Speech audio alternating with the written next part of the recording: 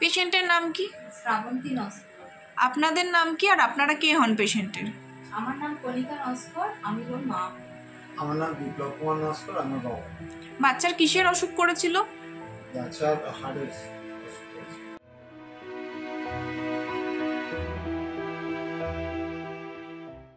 আচ্ছা, হার্টেরই অপারেশন হয়েছে তো?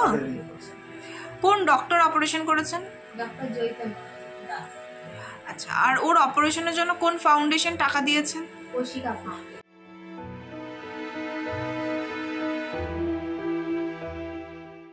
কিছু বলতে চান কৌশিকাকে? কৌশিকা ফাউন্ডেশনকে আমার ওনারা সহযোগিতা করেছিলেন বলে আমার বাচ্চাকে বাঁচাতে পেরেছি।